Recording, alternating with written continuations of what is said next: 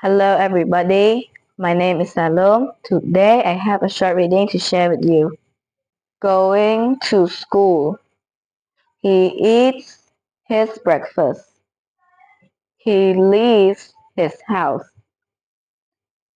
He walks to the bus stop. He waits 5 minutes.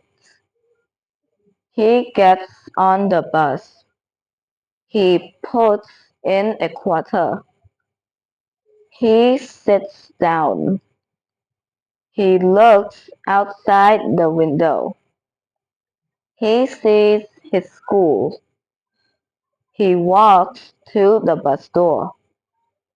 He thanks the bus driver. He exits the bus. Thank you for listening. See you in the next video. Bye bye.